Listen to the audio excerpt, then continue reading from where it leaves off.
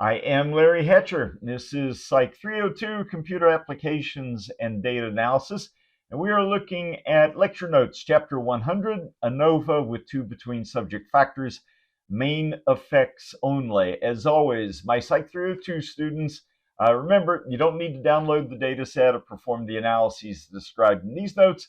You'll simply use these lecture notes as a guide when you complete your exercise, which will involve a different data set. Be aware that this chapter will be divided across two class meetings.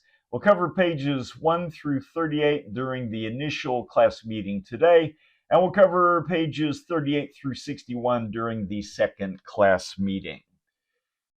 This is ANOVA with two between subject factors. We're going to look at main effects in particular. I'm on page 2. Halfway down page 2, ANOVA with two between subject factors, basic concepts. This chapter covers another member of the family of procedures called analysis variance, or ANOVA.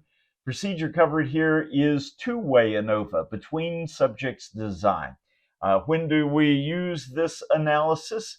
Analysis is performed when you have a single, continuous quantitative criterion variable. The analysis involves two predictor variables, two factors or independent variables if it's a true experiment. Generically, I'll refer to these as factor A and factor B. Each predictor variable is typically a limited value variable, one that consists of 2 to 6 conditions or levels. We're going to compute the mean score on the criterion variable for each of these conditions. Both predictor variables must be between subject factors. Remember, with a between subjects factor, a given participant appears in just one of its conditions. Our illustrative investigation: financial incentives, time pressure, and exercise.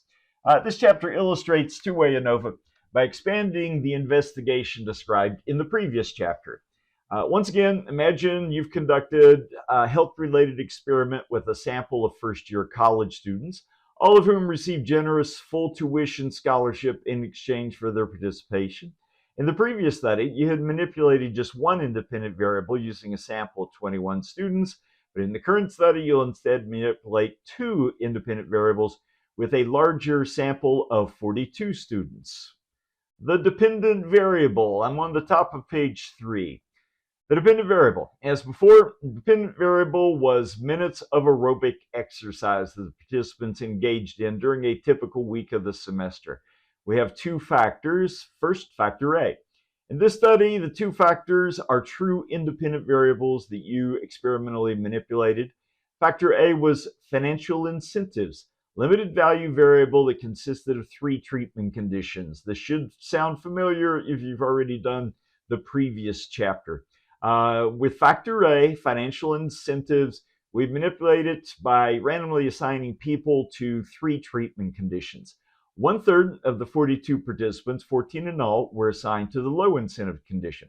They were told that at the end of the semester, they'll be rewarded with $1 for each minute of aerobic exercise that they engage in on average during a typical week of the semester.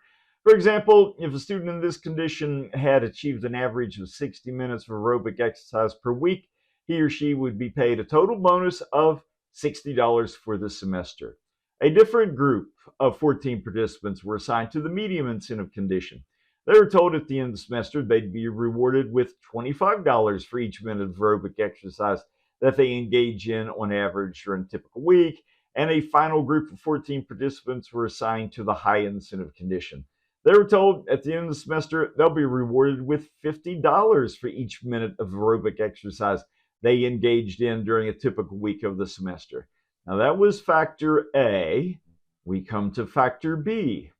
Factor B was a dichotomous variable called time pressure.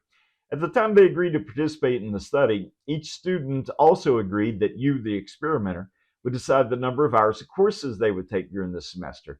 This allowed you to experimentally manipulate the amount of time pressure they would experience. Half of the students, 21 in all, were assigned to the no time pressure condition. Each of these students was enrolled in a relatively light load of just 12 hours of classes for the semester. The remaining 21 students were assigned to the much time pressure condition. Each of these students was enrolled in a relatively heavy load of 21 hours of classes. Factorial design. The following figure illustrates factorial design used with the current investigation.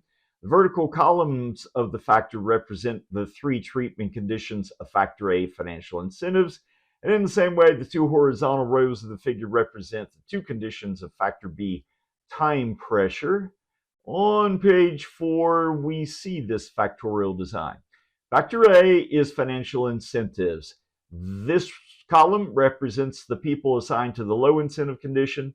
These are the people assigned to the medium incentive condition. These are the people assigned to the high incentive condition. Factor B is time pressure, and this row represents the people assigned to the no time pressure condition, and this row is the people assigned to the much time pressure condition. In a factorial design, a cell is a location where the column for one factor intersects with the row for another factor. A preceding figure shows that there were 6 cells in the current design. At the spot where the column headed low incentive intersects with the row headed no time pressure, you can see the entry 7 participants.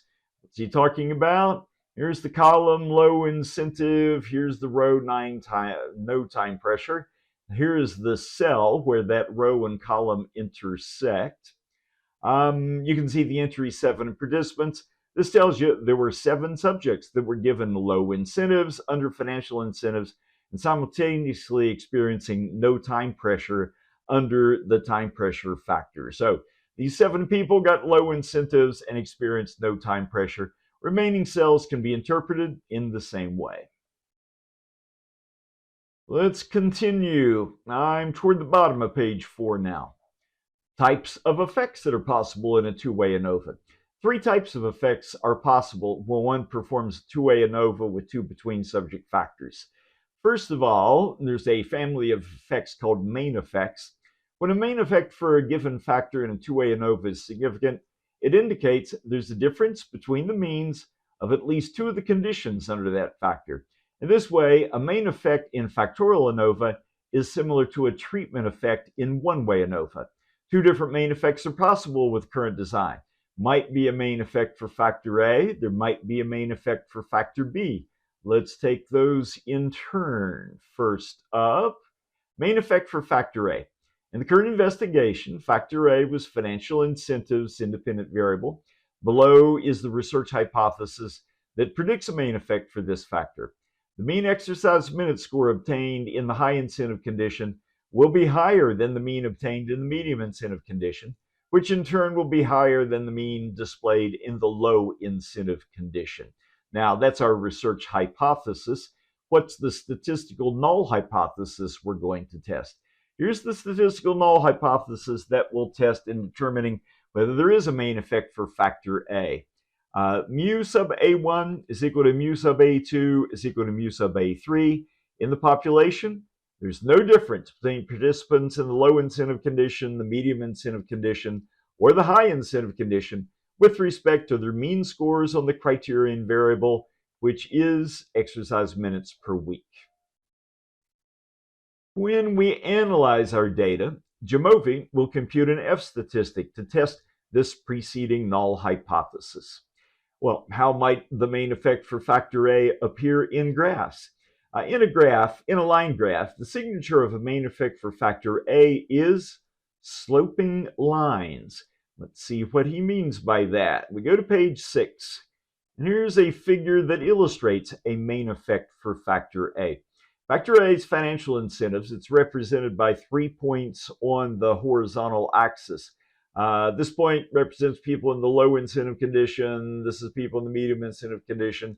This is people in the high incentive condition. The text says, preceding figure illustrates results that would provide full support for the research hypothesis. Sure enough, it shows people in the high incentive condition scored a lot higher on minutes compared to those in the medium incentive condition, who in turn scored higher than those in the low incentive condition. This would be kind of a dream outcome if you predicted a main effect for financial incentives, factor A. The results depicted in the following figure would also allow us to reject the null hypothesis, concluding we have a significant main effect for factor A. In this fictitious outcome, sure enough, The high incentive people are scoring higher than the medium incentive people. And you say, well, wait a minute. There's no difference between the medium incentive people versus the low incentive people. That does not matter. As long as one of the conditions is significantly different from at least one other condition, then you've got a main effect for factor A, financial incentives. We continue. I'm on page 8, toward the top of page 8. Main effect for factor B. In the current investigation, factor B was the time pressure independent variable. Below is a research hypothesis that predicts a main effect for it. Mean exercise minute score obtained in the no pressure condition will be higher than the mean obtained in the much pressure condition.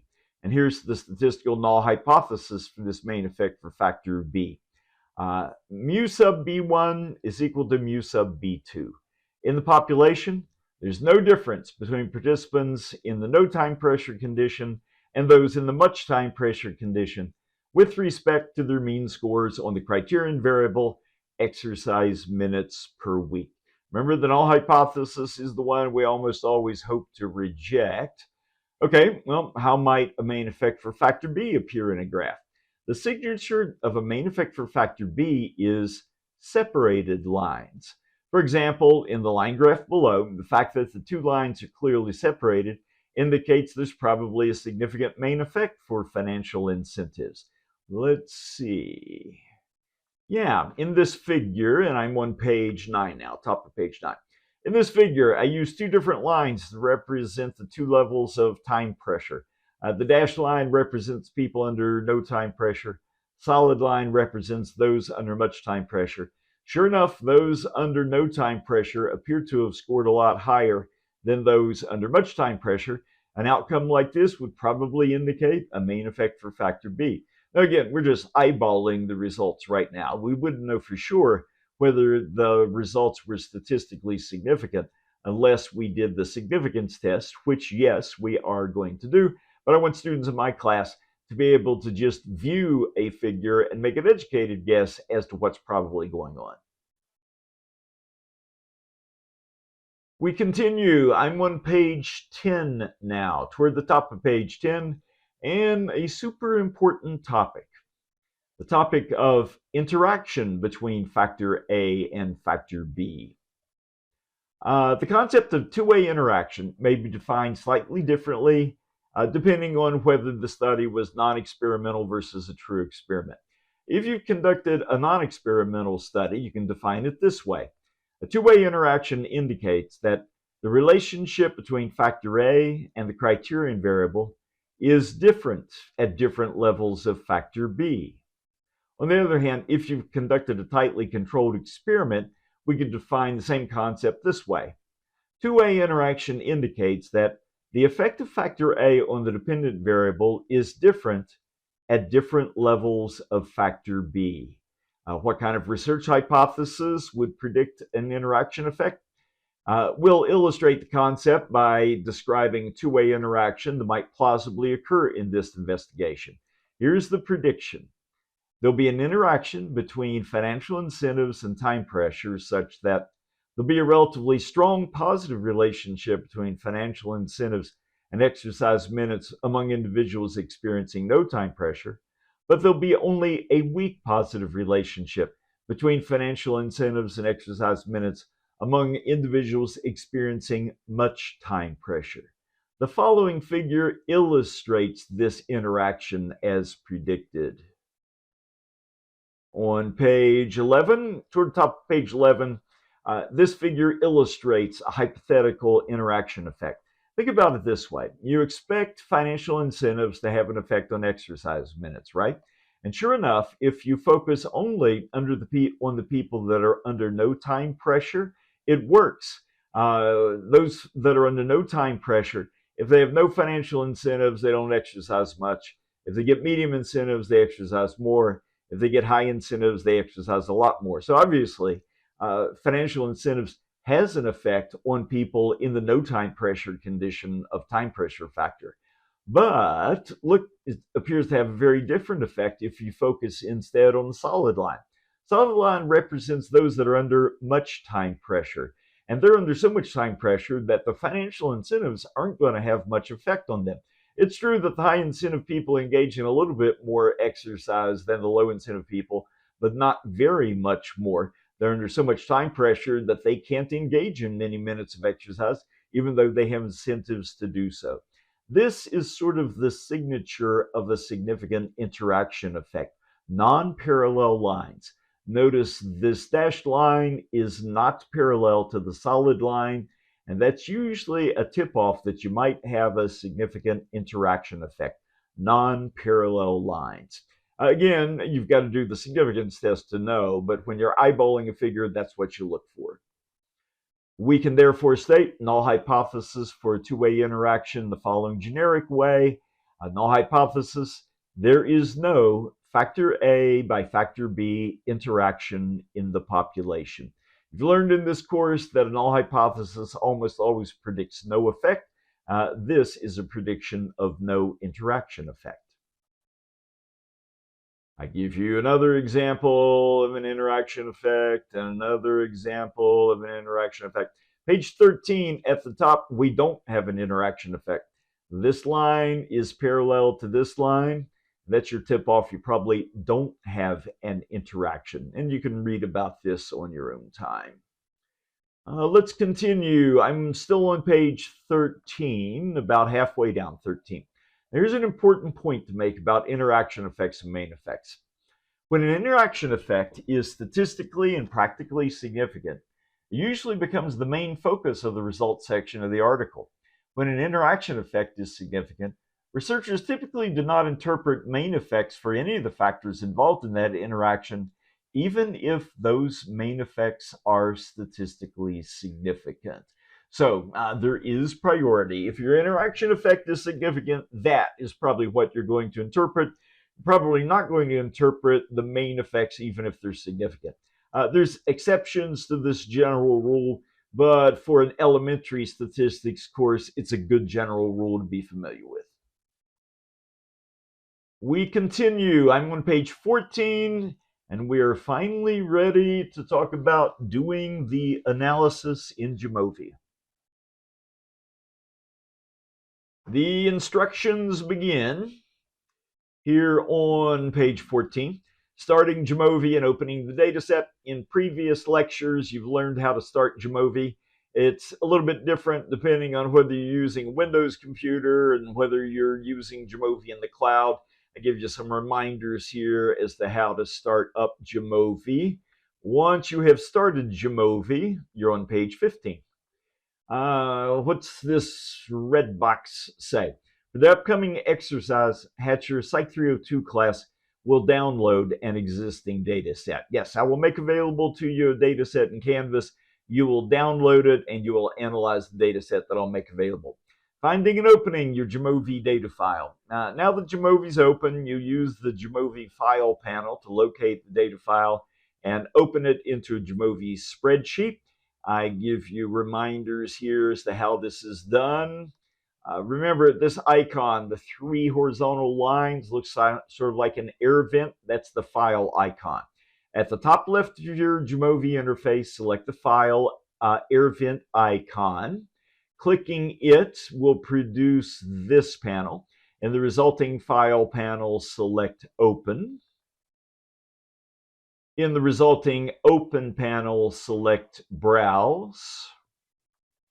In the resulting Open dialog box, navigate your way to the drive where you had saved the Jamovi data file that you downloaded. That, if for my Psych 302 students, the data file that you had downloaded from Canvas previously. Double-click the name of that data file, and your data file opens in the Jamovi spreadsheet. You're now ready to perform the analyses. I'm at the bottom of page 16. Requesting descriptive statistics and performing the ANOVA. Now, for the current unit, all you're going to do is request descriptive statistics and request the ANOVA. You're going to review some of the results you've produced to verify that you have satisfied the assumptions underlying the procedure. But for the current unit, that's as far as it's going to go. You won't actually interpret the results of the ANOVA until the next unit, next week. Then you'll learn how to find the F statistic that tells you whether a main effect is significant and so forth. Right now, we're just going to focus on requesting these procedures and giving them a look to make sure that our assumptions are satisfied. So we continue. I have one beginning at the bottom, page 17. This is the raw data set that was being analyzed in these lecture notes. When you open it into your Jamovi spreadsheets, and assuming that I have assigned value labels to the variables that are going to be analyzed, it'll look like what we're about to see in the Jamovi data spreadsheet. Following screen capture shows how the Jamovi data spreadsheet would appear after the labels had been assigned. And here's the spreadsheet. I have a column headed participant. This merely has a unique participant number assigned to each participant. We have a column headed incentives. This codes which condition participants are in under the financial incentives condition. If you see the label low, then these people were in the low incentive condition. These people are in the medium incentive condition. These people are in the high incentive condition. The heading time pressure means that this column codes what condition they're in under the time pressure factor. If it says no pressure, those are the folks assigned to the no time pressure condition. If it says much pressure, those are the people assigned to the much time pressure condition. And finally, the heading minutes. This column contains each participant's score on the dependent variable. So if we look at participant 1, apparently she was assigned to the low incentive condition and the no time pressure condition, and she engaged in 102 minutes of exercise. Let's use another random person. Let's go down to person 23. Participant 23 was in the low incentive condition under financial incentives, was in the much time pressure condition under time pressure, and he engaged in 70 minutes of exercise. That is how you make sense of what you see in the spreadsheet. And in the text below, I just put into black and white the things that I just said. I explain what you find in the participant column, what you find in the incentive column, what you find in the time pressure column, and what you find in the column that's headed minutes. We have our data set. I'm toward the bottom of page 20, and we come to the section requesting plots and descriptive statistics. Go to page 21. You have requested descriptive statistics before, so this procedure should be familiar to you. To request descriptive statistics, select the Analyses tab at the top of the interface if necessary. From the resulting ribbon, select the Exploration icon, and from the menu that produces, select Descriptives. This will produce the Analysis Options panel for the Descriptives procedure as shown below. And this should look familiar. This is the Analysis Options panel for the Descriptives procedure. This is where we tell Jamovi which variables to analyze and which specific statistics and plots we want. I'm on page 22 now. You'll now modify your Descriptives Analysis Options panel so that it looks like the one figure 530.11 below. Here I give you step-by-step directions. When you're finished, your Analysis Options panel for Descriptives should look like the following screen capture. This is what it should look like when you're finished. You should have moved your outcome variable minutes to the box headed variables. You will have moved to the split by box the names of your two factors, time pressure and incentives. You will select these options and only these options in the statistics section. If you don't see the statistics section, click the little arrow to the left of the heading statistics and it'll reveal it. If you don't see the plots options, click the little arrow to the left of plots and you'll see those options. You will select these plots and options and only these plots and options. As soon as you do this, you will get some results in your results panel. And at this point, it's a good time to add your name to the results panel. Here at the bottom, page 23, I give you a reminder of how you add your name to it. We go to page 24. I'm about halfway down page 24. We come to the section checking assumptions and screening data. As you've learned before, statistical assumptions refer to specific characteristics that the data must display for the data analysis procedure to produce correct results.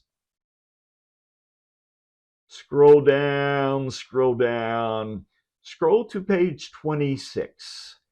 I'm at the top of page 26.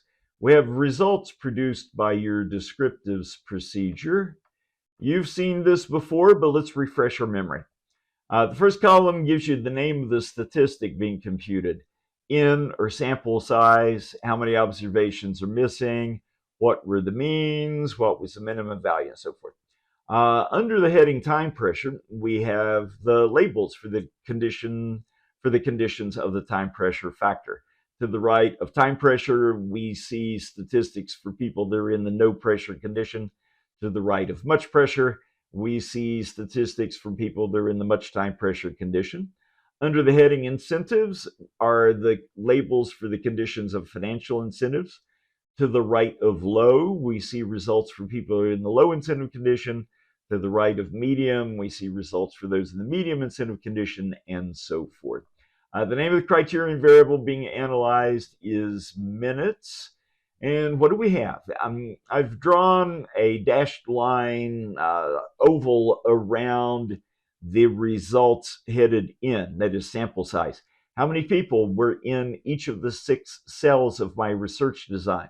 Well, there were 7 people that got no pressure and low incentives, another 7 people that got no pressure and medium incentives, another 7 people that got no pressure and high incentives, and so forth. That's good. That's what we hope to see. We're just checking the data for obvious signs of trouble. We come to the minimum values and maximum values. Now, my dependent variable was minutes of exercise. So when I look in the minimum section, I hope I don't see any impossibly low values. Like if somebody has a negative 200 minutes, that's not possible. That means I made some kind of typo. It says none of the minimum values are out of bounds. They're all reasonable values like 19 and 27. Similarly, in the maximum value, because it's minutes of exercise per week, there shouldn't be any values like 5,000 minutes. That's kind of not possible. And sure enough, none of the maximum values are out of bounds. They're values like 102, 100, and so forth. No obvious signs of trouble so far. We continue. We continue. I am on page 28. 28. Top of page 28, we have more results from the descriptives procedure. It's a long table. This is another section of it. And below the table, I have text that talks about the results in this table and what they tell us. At the bottom of page 28, we have this, variance estimates. We come to one of the assumptions underlying ANOVA.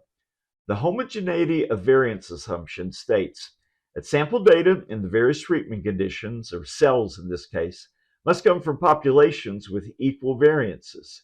Some experts recommend that we can assume that this assumption is met if the largest variance is no more than 4 times greater than the smallest variance. Table of descriptive statistics shows that the largest variance was 766.90 for the much time pressure high incentive condition, while the smallest sample variance was 585.14 for the much time pressure low incentive condition. Dividing the former by the latter shows that the variance for the first condition was just 1.31 times greater than the variance for the second condition. Since the largest variance was not 4 times larger than the smallest variance, we can assume that the homogeneity of variance assumption is satisfied. Now, wait a minute, what are you talking about? First of all, the largest variance was 766.90. Where was that? It was in the section headed variance. The biggest variance is 76.90. That's for the people that got much time pressure and high incentives. The variance was 76.90. It says that the smallest variance was 585.14. Where's that? There, 585.14. That was for the much pressure low incentive condition. Ideally, the biggest variance should be no more than 4 times bigger than the smallest variance. So I take the biggest variance, 766.90, divide it by the smallest variance, 585.14, and hope that it's not 4.0 or bigger. When I take this 700 and something, divide it by the 500 and something, what do I actually get? I actually get a quotient of just 1.31. So the biggest variance was only 1.31 times bigger than the smallest variance. That's not 4 times bigger, and that's good news. That means I have not obviously violated the homogeneity of variance assumption.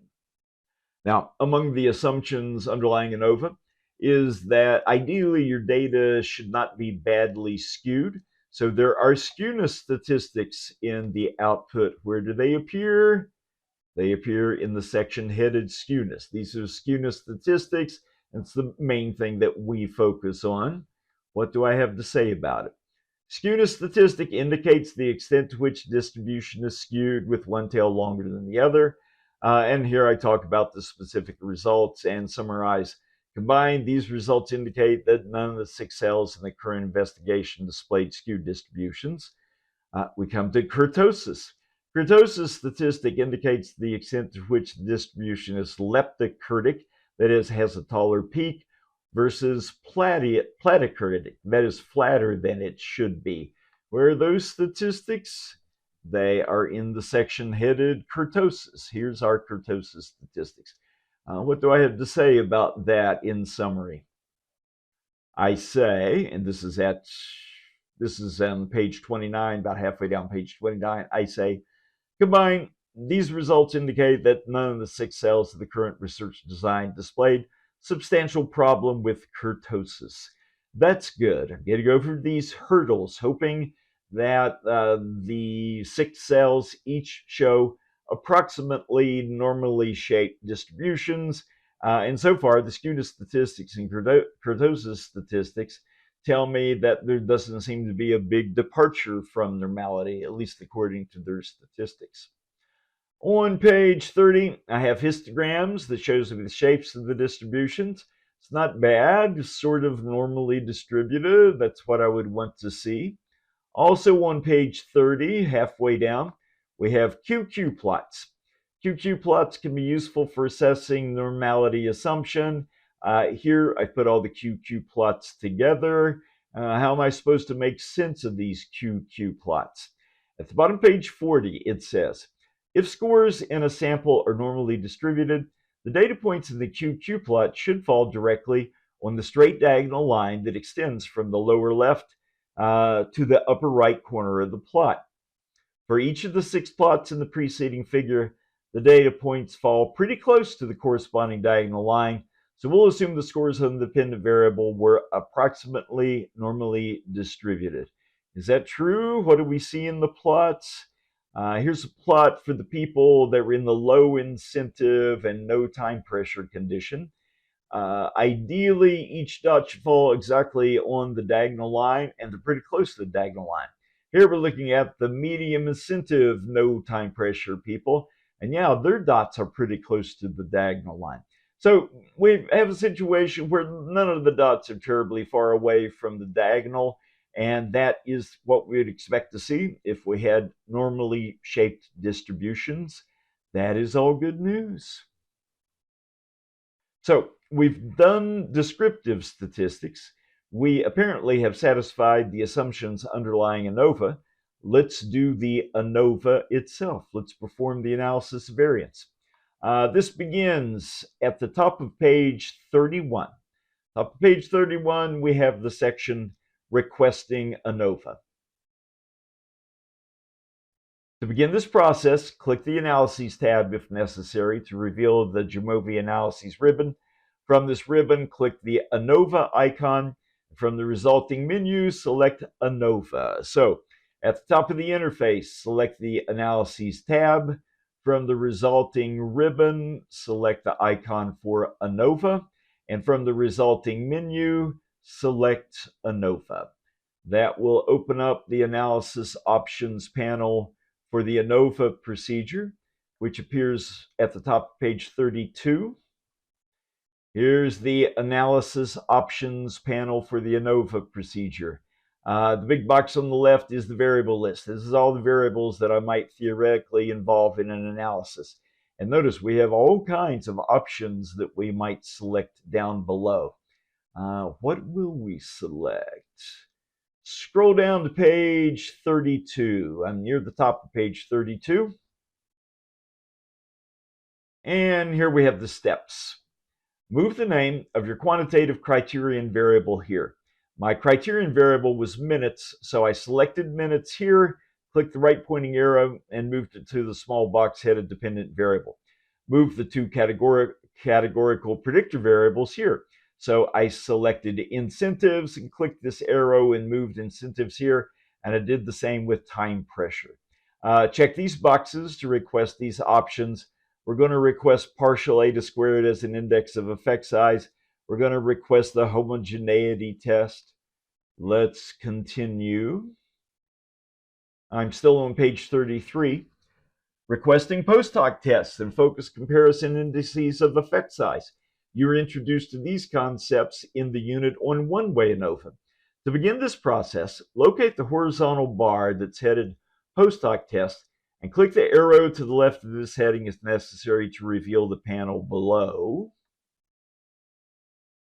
There it is. There's the horizontal bar headed post hoc test. If you don't see the options we want, click the arrow to the left of it and it'll reveal these options. This is what the initial panel looks like. What are we to do? On page 35, we see what to do. Move the categorical predictor variable here. Incentives, it started here. We move incentives to this large box on the right. Check the boxes to request these options. Have your panel match my panel. We need to request post hoc tests only for those factors that include 3 or more treatment conditions. In this study, incentives included 3 conditions, but time pressure included only 2, and that's why we did not request post hoc tests for the time pressure factor. That's why the only variable we are requesting post hoc tests for is the incentives factor. Requesting tables and plots of means. We need to see what the means are for the various conditions and cells. To do this, locate the horizontal bar that's headed estimated marginal means. Click the arrow to the left of it if necessary to reveal the options. The initial panel should look like this. Find the bar that is headed estimated marginal means. If necessary, click this arrow so you see the options. This is what the initial panel looks like. Move the variable incentives to this term 1 box. To refresh our memory, when you first open up this panel, we have the heading term 1 and the box below it is empty. We're going to take our factor called incentives and move it into the term 1 box. So I selected incentives, I clicked the right arrow and moved incentives into that box. I need to add additional terms to this marginal mean box on the right. In order to make it possible to make requests for additional factors, I clicked the Add New Term button to create a new Term 2 box. So click this blue box that's headed Add New Term to create a new empty box, which I did. Clicking the blue button, create a new empty box headed Term 2.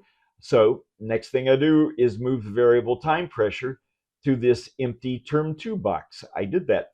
Time pressure was here. I clicked it and moved it into this Term 2 box. And there is yet another term that I need to add. So far, these terms represent my main effects. But what about my interaction effect? I want to get means for the various cells that make up the interaction. So I need to add another term to request the means pertaining to the interaction. Therefore, this blue Add New Term box, I click it again to add a new Term 3 box. Clicking that creates a new Term 3 box to appear here. It starts off being empty. My job is to move the variables incentives and time pressure so that both appear in this term 3 box. These variable names were still here, so I clicked one, moved it in term 3. I clicked another, moved it in term 3. Now I've got both of my factors in term 3, and that's going to cause Jamovi to print out the means for each of the 6 cells that make up my full factorial design. As a final step, check boxes to request these options and only these options. That brings me to page 38 and a red font box. What does it say? Hatcher stops lecturing for the class meeting covering input, assumptions, and analysis. So I have covered the material that you need in order to download your data set, request some basic descriptive statistics, and request the initial ANOVA procedure. It is your job to now begin work on Jamovi Exercise 100.01. ANOVA, 2 between factors, input, assumptions, and analysis. You're going to do the analysis that is necessary to input your data set, request some descriptive statistics so that you can check your assumptions, and request the analysis variance. You're not going to interpret the analysis of variance yet. That'll be in our next unit, which you'll cover next week. But I've given you plenty to keep you busy for this week. We have done the first half of the set of lecture notes headed Lecture Notes Chapter 100, ANOVA with 2 between subject factors, main effects only.